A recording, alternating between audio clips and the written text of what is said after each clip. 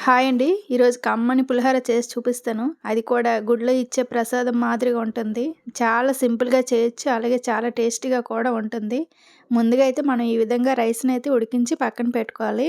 Stove పై pan పెట్టుకొని పులిహోర సరిపడగా oil వేసి అందులో పల్లీలు, శనగపప్పు, ఎండుమిరపకాయలు, అలాగే ఆవాలు, జీలకర్ర, కొంచెం పసుపు, కొంచెం కరివేపాకు, పచ్చిమిర్చి, అల్లం కూడా కట్ చేసి వేసుకోండి. అవి కొంచెం బాగా ఫ్రై అయిన తర్వాత మనం రైస్‌కి సరిపడాగా చింతపండుని ముందుగానే కొంచెం వేడి నీటిల్లో నానబెట్టుకోవాలి. ఈ విధంగా నానబెట్టిన రసాన్ని మనం వేగిన తాలింపులో వేసుకొని మూత పెట్టి మరిగించుకోవాలి ఆయిల్ పైకొచ్చేంత వరకు. ఈ విధంగా సగం మరిగిన తర్వాత మన రుచికి సరిపడాగా సాల్ట్ కూడా ఇప్పుడే వేసుకోవాలి. వేసి ఒకసారి బాగా కలుపుకొని ఈ విధంగా ఆయిల్ పైకొచ్చాక మన టేస్ట్‌కి తగ్గట్టుగా కొంచెం బెల్లం వేసుకుంటే పులిహోర అనేది టేస్ట్ ఇంకా బావుంటుంది. ఈ విధంగా అయిన తర్వాత మనం తీసుకున్న రైస్‌ని కూడా వేసి ఒకసారి బాగా కలుపుకోవాలి.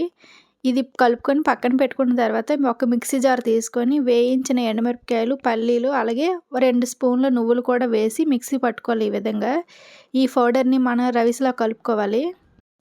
రైస్‌లో వేసి బాగా కలుపుకోవాలి. ఇందులోనే మనం ఆవాలు, ధనియాలు, కొంచెం జీలకర్ర, మిరియాలు కూడా పౌడర్ చేసి వేసుకోవచ్చు. ఇంకా టేస్టీగా ఉంటుంది. నేనైతే అలా వేయలేదు. ఇలా సింపుల్‌గానే చేసేసాను.